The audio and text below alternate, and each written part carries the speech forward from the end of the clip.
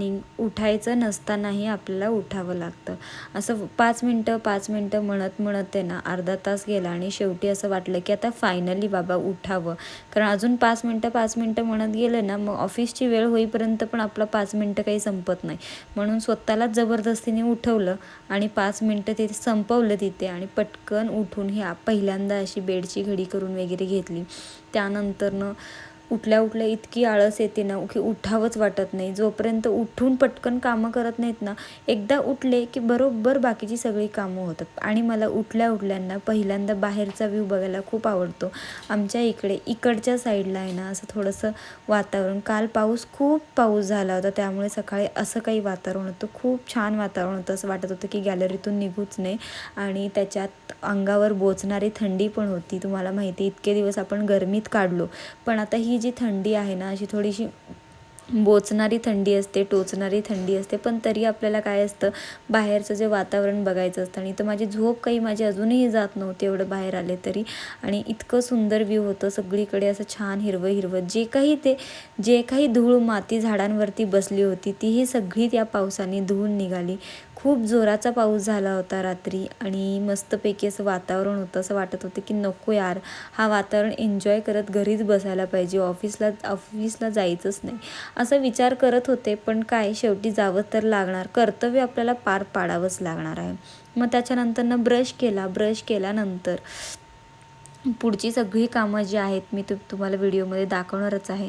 पण अजून एक सांगते की अशा वातावरण पहिल्यांदा झालं ना आपल्याला कोणालाही कामाला जाऊन काम करायची इच्छा राहत नाही. ही जी माझी वेळ आहे ना, मी इतकी बिझी असते ना, मी तुम्हाला काय सांगू. तरी पण मी अशा प्रकारचे व्हिडिओ केले. आणि काल रात्री जे तापून ठेवलेलं दूध होतं ते अशा प्रकारे डीप फ्रीजला नाही तर खालच्याच फ्रीजला ठेवलं तरी अशा प्रकारे गोटून बर्फ झालेला आहे. म्हणजे विचार करू शकता कालच्या एका पावसाने किती थंडी वाढलेली आहे. आणि पुण्यात असंच असतं की एका पावसाने खूप खूप थंडी वाजते.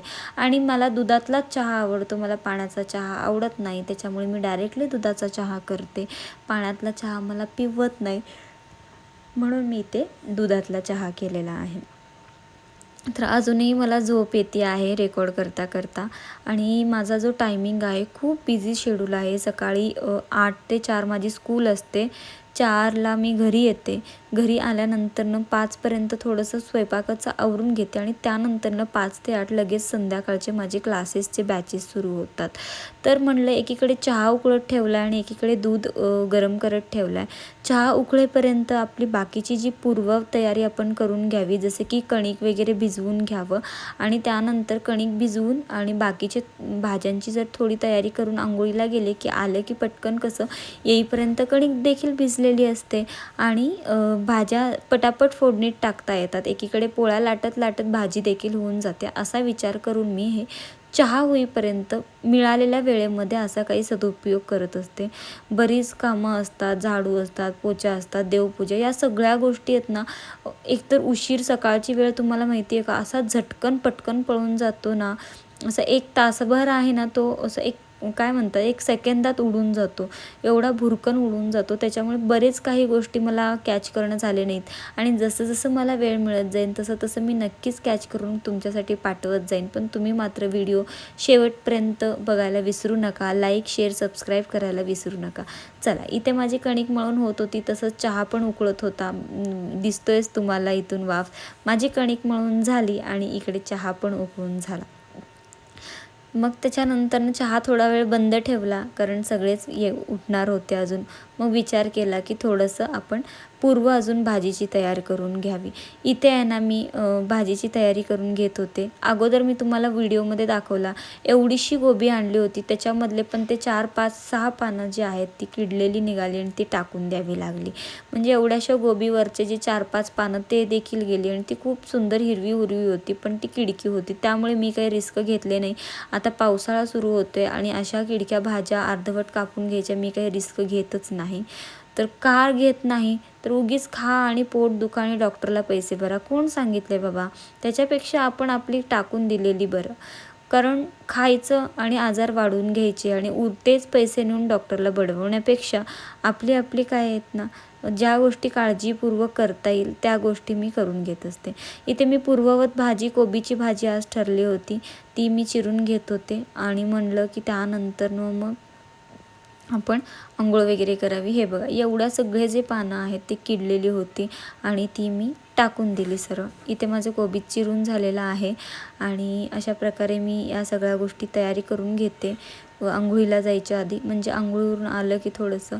आणि हा टोमॅटो काल रात्री मी चिरून फ्रीजमध्ये ठेवला होता, तो देखील एवढा कडक झालेला आहे. मी डीप फ्रीजमध्ये ठेवलेला नव्हता. मी पुन्हा सांगते की खालच्या फ्रीजला अक्षरशः दगडासारखा झालेला आहे. ते मी तुम्हाला व्हिडिओत दाखवते, बघू शकता. पण चिरला मात्र व्यवस्थित जात होता. मी चिरला कारण मला वाया घालवायचा नव्हता तो. आणि चिरला तो आणि फोडणीत गेल्यानंतर तो व्यवस्थित मऊ देखील झाला, कारण टोमॅटो कांदा हे मऊ होणंच गरजेचं असतं. पण म्हणायचं काय, मला उद्देश एवढाच आहे की एकच पाऊस पडला आणि पुण्यात एवढी थंडी वाढली की लगेच सगळं काही गोठायला लागलं. मला वाटतं मे बी माझं कोथिंबीर पण गोठलेलं असेल. मी काही कोथिंबीर सकाळी काढली नाही भाजीसाठी, पण मला वाटतं गोठलेलीच असेल. चला, तर अशा प्रकारे सकाळचं दिवस असतं. आणि हे माझंच नाही, प्रत्येक गृहिणींचं, प्रत्येक वर्किंग वुमनचं असं असतं.